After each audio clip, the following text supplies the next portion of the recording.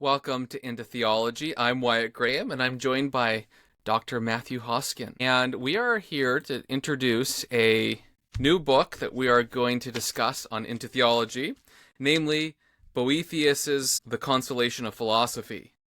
It's one of my favorite books, and I have to admit, I've only read it, I think, a couple times, so I'm not, I wouldn't say an expert in it, but I am an amateur in it who's willing to learn more because Boethius is a brilliant writer, kind of known to be a little bit of a Christian stoic, I would say, and yet there's much more to him than that. You may notice, if you're listening, that Matthew Hoskin is not Ian Clary. Ian is in the middle of a midlife crisis. He's hiking in Peru to find the perfect coffee bean, and he should be there for 1 week until he goes on another wild adventure that I'm sure he'll update me with, and we will relay it here in great detail because that's just the way we do this podcast. But since, Matthew, you are here, do you want to give the 30-second introduction to who you are and why you might be interested in talking to me about Boethius? Yeah, for sure. Thanks, Wyatt. Yeah, and I do hope that Ian off in Peru enjoys this episode when it's released. And so I'm in Thunder Bay in Ontario on the north shore of Lake Superior, and I teach Christian history for Davenant Hall. My PhD is specifically in patristics. I researched 307 manuscripts related to Pope Leo the Great and his letters, and so that was really fun. So I do the Latin Christian tradition primarily, although I do have a great love of people like Athanasius and others, and I also just greatly love Boethius. I've read him a few times, and have had the blessing to write about him a couple times as well. So and you have an article for TGC coming out, correct? Yes, I do have an article with TGC coming out soon, and I also have a chapter in a book about Boethius and Tolkien coming out soon as well. Not what I would have expected, but cool. Yeah, it was exciting when Tolkien got to become officially part of my academic repertoire as a scholar in participating in that. I need to write my article on Tom Bombadil and Studio Ghibli. Hayao Miyazaki and Tom Bombadil. That would be cool. That'd be awesome. Two of my esoteric interests. First of all, so you did research on Leo, Leo from Chalcedon Leo, right? The letter of the tome. Okay. That would be a fun, I think we've talked about this before, but that is a whole thing. I'm kind of helping to organize a group, and we're reading through Cyril of Alexandria right now. Oh, I love him. And obviously there's a little bit of historic contrast or beef, you might say, depending on what side you come to that on. Although I've come to the conclusion that I think Cyril gets it best. Not that Leo doesn't get it, just that I love the way that Cyril puts it, typically. And I actually like Leo too, even though I think depending on your tradition, you'd be mad that I like both. I think it's possible. I think that if you like both, you're like Leontius of Byzantium and Maximus the Confessor. Yeah, and Maximus? Oh, I like, those are two. So I have to say Leontius of Byzantium is I've read, his, works a couple times, and while I do appreciate them, he's not as fun to read as Maximus, but yeah, Leontius is great. He's brilliant. I think he gets it on at least his view of the inhypostatic, so this is way in the weeds, we should probably get to the point, but inhypostatic union is really interesting, and I actually think that one of the Torrances writes on inhypostatic union, but I think he needs to read Leontius. Right? Yeah, could be. Yeah. Yeah, my one thing I would say for Leo, I would say Cyril's definitely the better theologian. I think it should just be indisputable. But what Leo does really well for us, and this is a thing that makes the 5th and 6th centuries, thus people like Boethius, really interesting, is he takes this tradition that's coming from before him, that we find in Ambrose and refined in Augustine. He clarifies isn't quite the right word. He synthesizes it and presents it in a way that your ordinary bishop out in the middle of nowhere in Gaul can get a letter and he'll grasp what the issues at stake are. So that's what Leo is really good for. He's not a grand original thinker, which is what we look for in theologians today. Instead, he's a good pastor who is passing on his tradition to others. Yeah, I really love that perspective. And I would actually argue that Boethius does that too in his theological writings, because he's not, as far as I can tell, he's not novel in his theological tractates. He's clear. That's what makes him unique. And I was reminded today of an article I published, like a journal article some years ago, that I have to deeply revise, so don't look it up. But the part that I liked about it was about Gregory Nazianzus on doctrine, and one of his goals was essentially not to be novel, but to avoid novelty. And our academic milieu, I suppose, is predicated on can you be novel, and if so, you become a long-term teacher, where I would say, can you... I don't think that's always the case that's wise. Now, we should jump into this text. So it might be worth asking, why should we read Boethius's The Consolation of Philosophy? I'll give you my kind of like dumb guy reason, and you might be able to give more the smart guy reason. To put my cards on the table, I love the Latin Stoics. I really enjoy reading them, and I think they have a lot to say about everyday life. And I would argue that if you read the New Testament, Paul and the Latin Stoics have a lot of practical similarities. And insofar as they correspond, I think the Latin Stoics can be quite helpful. Insofar as they differ, there's some significant differences. I think the Incarnation really does change Christian moral theology in ways that the Stoics can't fully fathom. So that's a massive distinction that's important. Philanthropy in particular is the cause of incarnation and what that means. But I found, like, one of the things, like, I kind of grew up in a very conservative, wonderful church setting, so I don't mean this in a critical way at all.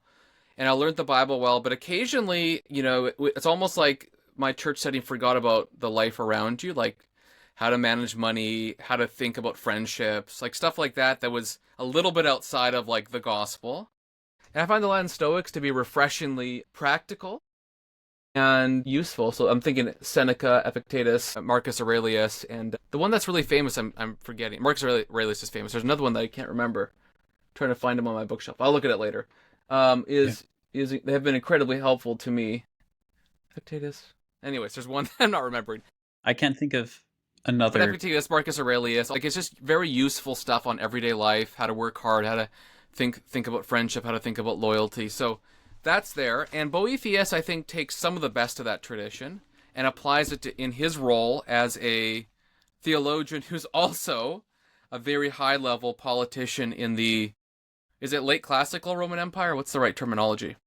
It depends who you ask at this point. I would say, let's say later Roman Empire, because it's the age of it's the age of Justin, almost the age of Justinian. A little bit under later, Theodoric, right? In Italy.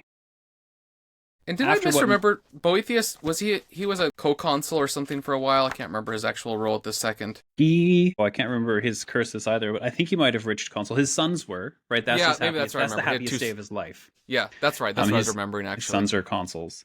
I don't remember what magistracies he held anymore. But yeah, so he's there. So this is like, he writes the Consolation of the and this is like late stage Gothic kingdom of Italy. Theodoric, who had they conquered Italy from another barbarian, but both of them were ruling sort of under the authority of the emperor in Constantinople, and he's there.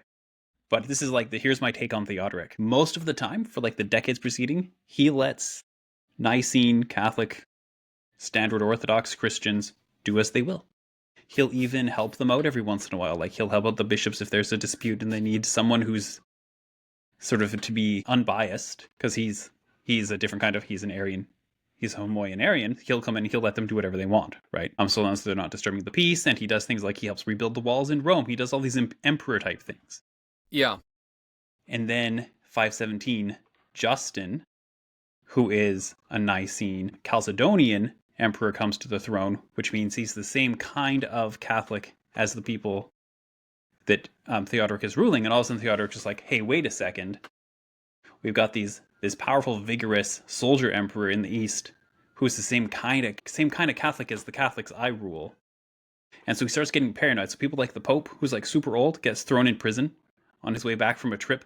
As bishops do, they go to Constantinople every once in a while. Dude gets chucked in prison and dies there. Wait, is this Gregory? Wait, what? He's like John the First. Okay. So, and then Boethius is one of the next guys to go under Theodoric, the sort of our other big famous guy. So I just wikied it. I know it's terrible. So he was a senator, consul, and magister efficiorum. Efficiorum. Officiorum. Oh yes, the master of offices. And which is, I think, a big deal. So he is a pretty big deal in terms of just the natural civic authority kind of structures, as well as his theological writings, which are significant. Yeah. Yeah. So I guess I didn't fully realize that he was a kind of a victim of these political circumstances, because the way he describes it in his own writing, and again, I'm a bit of an amateur in Boethius, I'm just kind of a reader, not so much a historian of this era, is that he acted justly in his roles in government to the point that people were so upset with him and they unjustly accused him of false things, which I know fits into what you're saying, but I didn't pick up on, that he is kind of an unfortunate victim of changing political realities. Now, you said a couple words that might be worth explaining. You said Gothic Rome, so people wearing black robes and black makeup, typically. Yeah. Lots of eyeliner. No. Eyeliner, yeah. You said that, so that might be worth just kind of defining that. It also might be worth mentioning why Theodoric, was building the walls in Rome, because there might be a piece of history that people are missing there. Right. So Theodoric is a Goth. Today we divide them into Ostrogoths and Visigoths. Visigoths would be the guys who came in 410 and sacked Rome under Alaric. This is the same people group, the Ostrogoths, but they came into Roman territory like a whole century later, kind of thing. So they're politically distinct, even if they're like linguistically and culturally similar. Right. And so the Goths come, and they're actually, Theodoric and Alaric both spend their early career marauding around in the Balkans. Every once in a while you get hired by the emperor to go and deal with something. And so one of the things the emperor, Zeno, gets tired of Theodoric, basically. And so he hires him to go into Italy, where there is no longer an emperor ruling, and there's this king Odoacer. And he's like, hey, can you go get rid of Odoacer for me? And then I'll let you rule Italy, so you'll just leave me alone. He says, hey, this is a great idea. He gets Italy, right? Italy's great. Italy is one of the places that... So Zeno, by the way, of Constantinople, correct? Yes. Yeah, so Zeno of Constantinople, which is what people call East Rome, hires a Gothic king to conquer Italy, because Italy at this time wasn't ruled by a sort of a... It wasn't like it was Constantinople at this time over Rome. Yeah. Exactly. And so, if you're a guy like Theodoric, who, you have your Greek and your Roman culture, and you know all sorts of things, and you know law, Italy is one of the places that has suffered the least with the fragmentation of Roman power in the West. So it's the place to be. You're going to have all your culture. You're going to be able to build fancy churches. You're going to be able to do all the fancy Roman things. And bonus, there's no emperor near at hand. So you get to act like an emperor. So Theodoric is he's all over this. So, and what I think Spain is pretty Eastern Spain is relatively untouched too, right? Isn't that kind of? Yeah, Eastern Spain is pretty untouched. If you read the accounts of what's going on in Western Spain, it's just chaos. Yeah, I don't know anything about that. I just think of the East side and the South, of course, is gets into some fun times when Islam comes. So that kind of gives a little bit of a setting. So you have this Christian theologian, Christian politician. He's both Christian and citizen, Christian and Roman. Mm-hmm. Already you can kind of see how, in a sense, as a character, like, is how relevant that is to a Christian life. Because I think, as in a democracy, you're a citizen and a Christian. You're a citizen who has a say in a kind of modern liberal democracy with the way things are run. He is someone who had not supreme say, but high level say in government, and is trying to live his life as that's basically, if you read between the lines, he says, I lived as a Christian, as a just man, and for that reason I'm imprisoned and eventually do die. But the title of the book is The Consolation of Philosophy. Consolation, I think, I'm not sure the technical definition, but the idea is that philosophy can console you through your sort of suffering. And the particular way that he's suffering as the book opens, I might just read the first paragraph of book 1, which is page 131 on the Loeb edition. It opens this way. Yeah, exactly. But it's book 1, section 1 if you have any other edition. Boethius says, verses I made once glowing with content. Tearful, alas, sad songs must I begin. See how the Muses grief-torn bid me write. And with unfeigned tears these elegies drench my face. But them at least my fear that friends might tread my path. Companions still could not keep silent, they were once my green youth's glory. Now in my sad old age they comfort me. For age has come unlooked for, hastened by ills, and anguish sternly adds its years to mine. My head is white before its time, my skin hangs loose about my tremulous frame. I am worn out. Death, if he come, not in the years of sweetness, but often called to those who want to end their misery, is welcome. My cries he does not hear. Cruel, he will not close my weeping eyes. And I think he's talking to death there at that moment. Actually, I'll just finish the poem here. So it opens with this basic dirge, you might say, about his life, his lamentation, you could even say, and how he has essentially ideation for death. And the muses of poetry, in this case, are bidding him to write this impassioned death poem. It's a kind of a not what you might expect of a Christian theologian, a high-level Roman politician, and yet he begins that way. I find that already fascinating, and yet it's fascinating for more and for formal reasons as much as content. Because Boethius moves between poetry and prose just being the regular way that you might write, and poetry obviously being poetic lines and all that kind of stuff. And he ends up being visited pretty early on by a woman. I'm just trying to remember here. Yeah, it's Lady Wisdom, correct. Yeah, Lady Wisdom. And she wants him... Sorry, I read this like a couple weeks ago, so if you're listening to this, my brain's trying to catch up to what I read, because I didn't read right before. Lady Wisdom wants him to listen to her muses, and not the muses of poetry. And there's this fascinating passage that continues. And for some reason I have written in the margins, beauty so ancient, so new, which is a line from Augustine, I think book 8 of the Confessions. I'm not sure why I wrote it, but it might be that he says something very similar to that. That's right. So if you go to page 135, he does begin to then criticize, the Lady Wisdom begins to criticize the muse of poetry. Now, when she saw the muses of poetry that inspired his poem, that death poem we just read, right? Lady Wisdom standing by my bed, helping me to find words for my grief, she was disturbed for a moment, and then cried out with fiercely blazing eyes, "Who let these theatrical tarts in with this sick man? Not only have they no cures for his pain, but with their sweet poison they make it worse.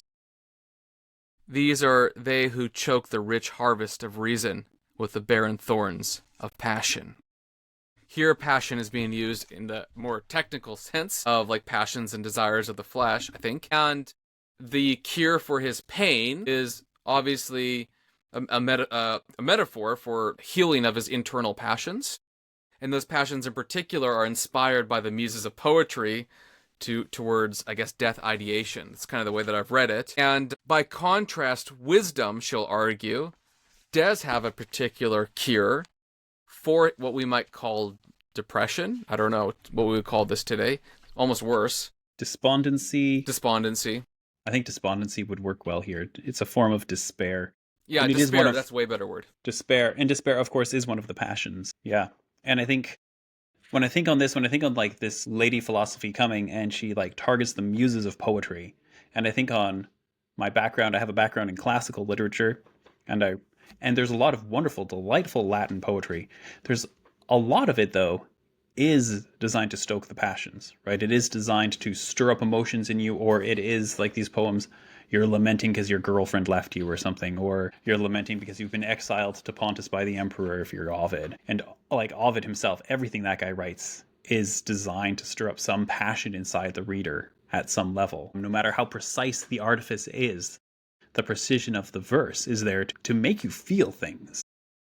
That is part of what Latin verse does, and that's even for our listeners who are, of course, readers of Augustine. If you've been around this podcast long enough, you would recognize the whole question of Dido and how Augustine talks about how he wept for Dido when he read Virgil's Aeneid, Book 4. And right, this is what Latin verse is all about. But philosophy, both in his Christian guise from before Boethius as well as under Plato and the Stoics, is actually about learning how to at least tame the passions, or in some cases, although Christians tend to say, no, don't quite get rid of them altogether, but learn how to guide and steer them. So, of course, Lady Philosophy is going to be coming out against the muses of poetry, who are themselves excluded from Plato's Republic. And we know that Boethius is a reader of Plato and Aristotle, as well as of the Stoics. Interesting, yeah. He's a translator of Aristotle and a commentator on Aristotle. I know he read Plato as well. He's one of Yeah, our last great yeah, bilingual Latin writers of antiquity. yeah. And I'm just thinking like Plato's Republic on justice, and then of course ruling. That's an interesting observation. Yeah, you could be right on that. I didn't. My brain didn't connect those dots. In fact, actually, Lady Wisdom brings it up. He's reared on a diet of eletic and academic thought. So, eletic is what's his name again? Parmenides of Elia is someone who's kind of known to sort of have inspired Platonic thought, at least on the question of being. And the Academy is Plato's Academy. Although at this time, the Academy got over skepticism by his time, I believe. Yeah, because this would be the late middle, whatever period of Platonism. So no, later than that. So what? Yeah. Yeah. Anyways, it's past skepticism at this point. Anyways. Past skepticism. These guys, any living Greek Platonists are going to be securely Neoplatonist. Yeah, and Stoic Platonists at this time too, probably. Yeah, so leaning towards people like John Philoponus in Alexandria. We're a few decades out from the closure of the Academy by Justinian. Right. Yeah, okay, that's helpful. Alexandria is sort of your big place for Greek philosophy now. Yeah, because I can't remember. There is a sort of like final shutdown of the Athenian Academy, right? Which is like a big deal. And then there is some remnant of philosophy, but really Christians end up closing the philosophical category. Like you have, what's his name again, who brought the Periphysion? Yeah, you're gonna, yeah. Who is brilliant, weird to read, but brilliant. Although I would argue his commentary on John, he has a view of the Eucharist that I think is correct. And I think is in contradistinction to his late classic, early medieval, whatever you want to call it, contemporaries, who eventually then opt for a view that is more familiar in terms of like the Roman view today. Anyways, that's a whole different discussion, but I think it's good. Now, but his Periphysion is just like mind-boggling wild. Like it's tough to read. It's interesting though. I like it. I haven't yet finished it. I've been reading it for like 3 years. On and off. I've read bits of it. I've never seen it though. It's like this thick. It's huge and it's dense, right? Because he's working. Because we mentioned Maximus earlier, right? And like his translation of Maximus Ambigua is older. We have the original copy of that, and it's older than any of the copies of the original Greek. And so actually, when Maximus Constas did his edition of the Greek, he actually compared the Greek and the Latin together because the Latin is actually an independent witness to the text. I didn't. Well, which maybe is I insane. Forgot. Yeah. But that's just anyway. This is like me highlighting cool Irish guys and Carolingians for the win.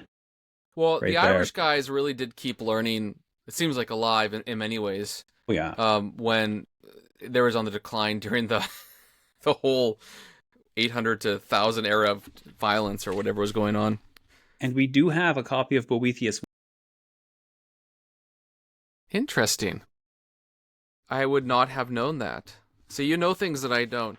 I feel it's funny reading this. I feel very like historically under equipped, but at the same time, I would say the reading, like the way he writes, well, it is helpful to know who the academics are. You just look at the footnote; it tells you. It's not like you're going to be completely like if you're not used to this kind of writing, you could read it. Like you heard me read if you're listening to this, the poem, and it's totally understandable. In fact, I would argue it's probably akin to like a teenager, gets dumped and listens to like emo music or whatever it is, and the idea that it's stoking your passions and you're feeding your despondency. Everyone hates me. Why does everyone reject me? Really, that's what he's doing with poetry. Now he's playful as an author because he's using poetry to serve philosophy throughout this book, while at the same time saying that his poetry, as poetry itself, seems to stoke passions. And in this case, we talked about despondency or I think despair is probably better in English, at least, because despair is a contrary to hope, which seems to be something that he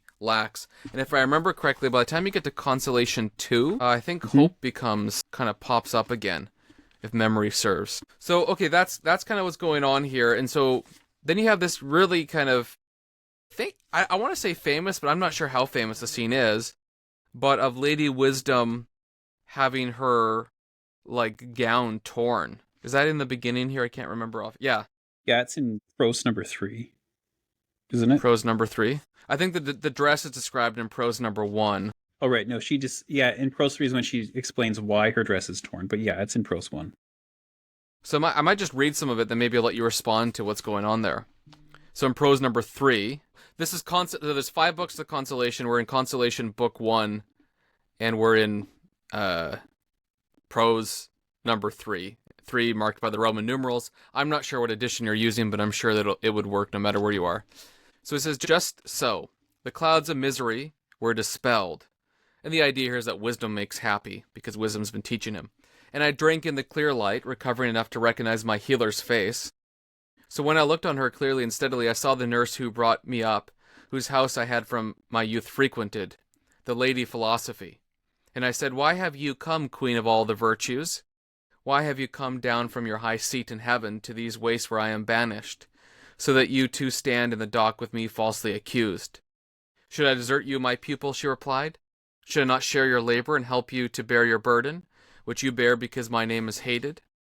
It could not be right that philosophy should leave an innocent man companionless on the road. Surely I should then be afraid that I should be charged myself. I should shudder with horror at such an unheard of thing. Do you think that this is the first time that wisdom has been attacked and endangered by a wicked society? Did I not often of old also, before my Plato's interest, Yeah. have to battle in mighty struggle with arrogant stupidity? And in this day was I not beside his teacher Socrates, when he won the prize of a martyr's death? And after him, the crowd of Epicureans and Stoics and the rest strove as far as they could to seize his legacy, carrying me off, protesting and struggling as if I were part of the booty, tearing my dress, which I wove with my own hands, and then they went off with their torn-off shreds, thinking they possessed all of me. So is this interesting? Is she saying, sorry, I didn't think is Socrates and Plato gets me, and then the Epicureans and the Stoics only get part of me? Or is it just saying that they all share a bit of wisdom? I wonder which is the right interpretation. I think, given the esteem that Plato was held throughout the Consolation and elsewhere in Boethius's more explicitly philosophical works, I think it is Socrates and Plato get me, and everyone else just gets a bit, right? Interesting. And which is interesting because, of course, we wouldn't say that. We would say that Plato and Socrates also only get a bit of Lady Philosophy, right? Right. But we would nevertheless agree that they get a lot right. And Boethius here is... This is probably the sort of passage where some people would be like, oh, you see, he's like a half-pagan. His Christianity is just like a thin veneer over top of his philosophy. But a lot of Christian philosophers found so much of value in Plato and Socrates that one guy even claims to have had a vision of heaven. And Socrates was there. And that when Christ went down to preach to those souls that were in captivity after he was crucified, Socrates was the first one who said yes, and joined him to go back to heaven. And so, yeah. And well, even in the Reformation, you still have this sort of affection for Socrates and Plato. In fact, I think it's Ulrich Zwingli, if memory serves, who thinks Plato could very well be in heaven.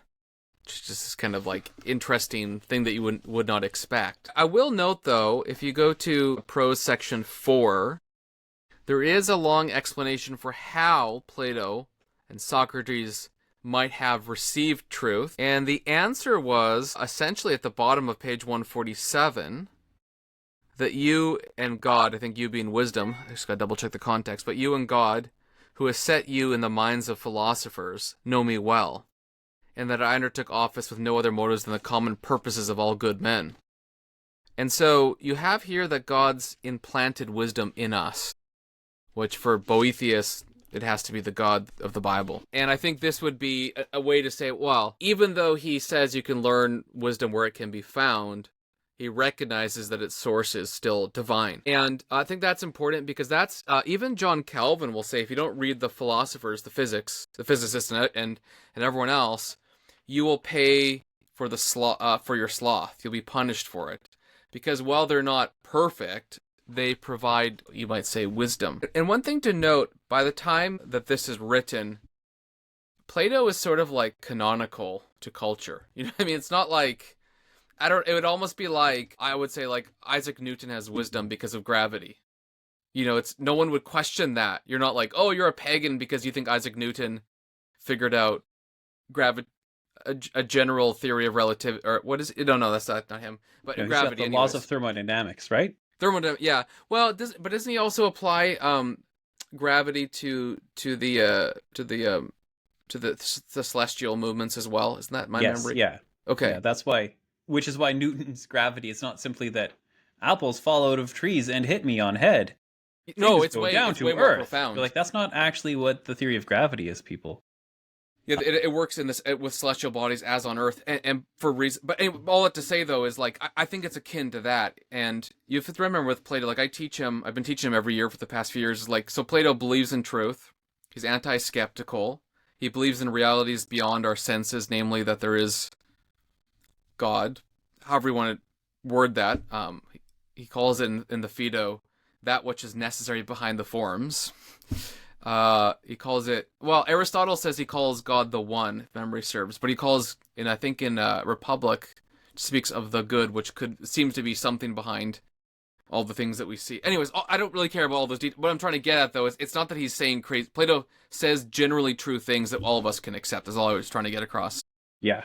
And I think that's worth realizing if we're going to be reading ancient and medieval theology, is that Christians have found so much in Plato that they agree with, and so then we shouldn't be like, oh, they're sneakeratively some sort of half-pagan. There's barely anything Christian left. If you trust Plato and Aristotle too much, then you're not really trusting the Bible, or something absurd like that. Yeah, even creation scientists will, like even in the Ken Ham circles, they'll use modern Newtonian, post-Newtonian physics to describe models for the 6 days of creation, and no one would accuse them of being unbiblical, even though they're using language found outside of the Bible to articulate a possible physics in the pre-Diluvian age. And I only bring that up because everybody does this. To even read the Bible, you have to know grammar and spelling, which is not taught Right? from the Bible. To know what a boat is, you have to have seen a boat. You have to have seen To know both. what the sun is, you have to have seen the sun. Don't look directly at it, however. And so I think Plato then is his... I'm taken by... What's the University of Toronto? Lloyd Garrison, I think. Mm-hmm. I like his definition of Platonism, which is essentially Platonism, or ancient philosophy more generally. Its object of study is the intelligibles, those things that are invisible. And Christianity, according to Hebrews 11, is faith in invisible things. So you can see how the object of study could be similar. And if you read University of Paris guy, Philosophy as a Way, I can't remember his name offhand, there's, philosophy is a way of life, and of course Christianity is called the way. So you can see how they'd be competing things, which you see, in Justin Martyr's early conversion story. So I was babbling. You go ahead. Yeah. You say something wise. I was babbling for like 10 minutes. No, well, I was actually going to say what we're talking about here in regards to Platonism is also helpful for viewing what he's doing in the Consolation as a whole, because it's a particular philosophical exercise, right? Because one of the things is you sort of get to certain points. Say Book 3, Prose 10 has one of my favorite passages in the whole book, but it only gets you so far. There are some aspects of Christianity that aren't even really like hinted at in the book, but it's because he's doing a particular kind of philosophy here. He's doing a dialogue between himself and lady philosophy, whereby using the rules of logic, they can come to a definition of what is happiness, how can you achieve happiness.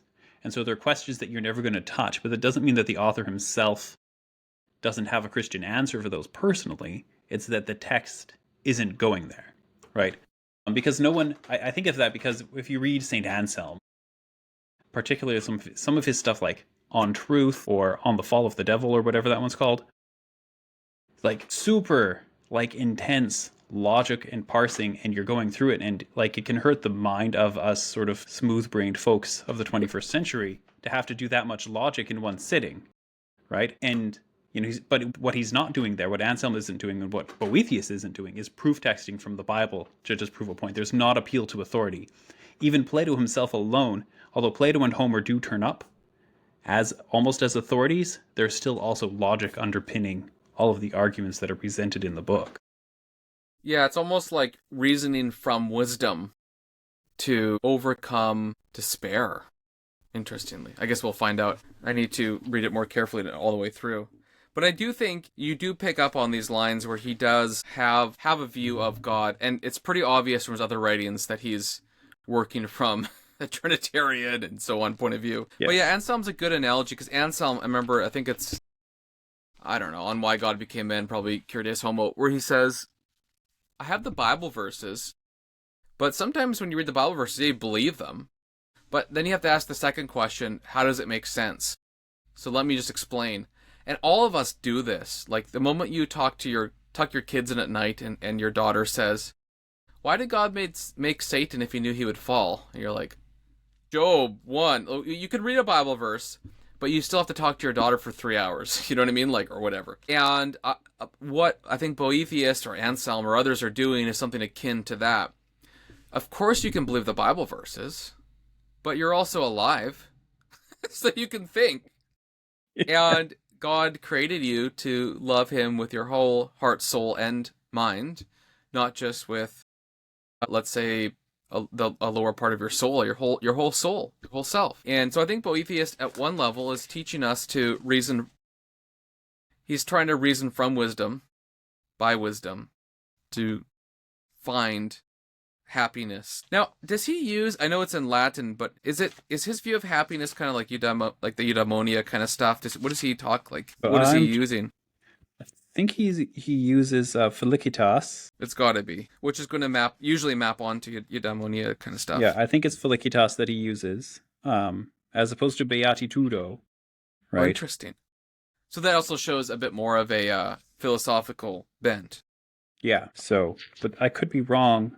No, you're probably right. Paid attention to the Latin. So, but it is, yeah. And of course, this is the main object that Lady Philosophy has. She comes in book 1, and she spends a good amount of time diagnosing his problem, which is basically that he has forgotten who he is, basically. And he's spending all of his time accusing her, when really the person he should be accusing is Fortune or himself, because why would you trust Fortune? But then, of course, that's book 2, really, when you get deep into what Fortune is. It reminds me of the cartoon Avatar. Remember who you are.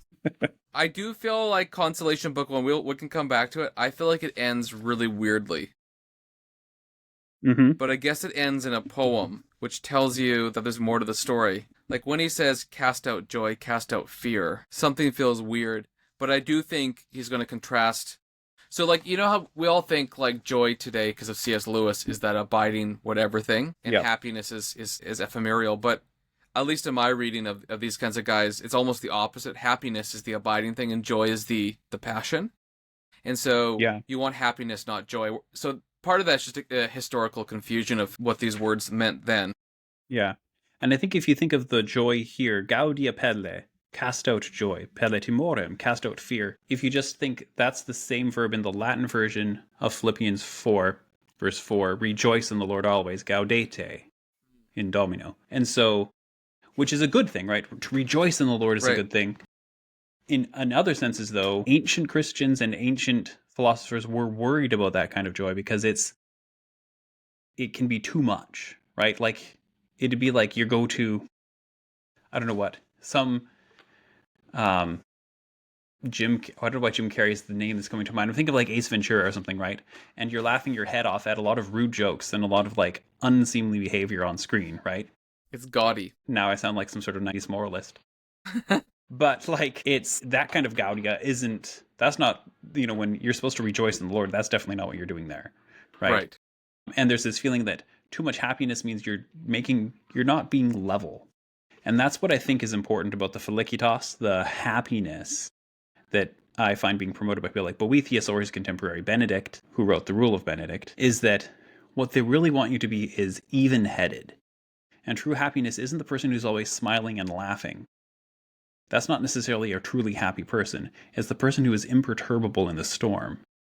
The person who can just go through it all, whether it's good or bad, without getting lost, without forgetting who they are. Is the poem If by Rudyard Kipling? Is that the one? Yeah. Sorry, it just reminded me of that song, that poem where he says, basically, if you can sort of recover and push through in the hardest time, the hardest hour, I can't remember all the words, that is sort of to achieve manliness, you might say. No, I think there's something really important to that, and you really hit on why this is a work of by a deep Christian, but he's not a pastor, and he is using a lot of what we might say wisdom to articulate life in a sort of stoic mode. And to me, this sounds very much like if I'm reading Epictetus or Seneca or Marcus Aurelius or something like that. And he's obviously part of that same tradition of Latin Stoicism, which I personally value a lot. Like I was telling you, I think before we recorded, I find when you go into like Stoic physics or something, I just find it incredibly boring. I'm just like, all right. And you start asking yourself, or you start thinking, I could see how a person who didn't have modern techniques of study could believe that this is true, but I don't see how, having read this, I have benefited. Yeah, it's just sort of like, it's just reading stuff. You know, it's kind of like reading, if you read like a Neoplatonist on spheres, you're like, all right. Oh, yeah. All right. How people thought eyes worked. Oh, interesting. That's Platonic eyesight theory.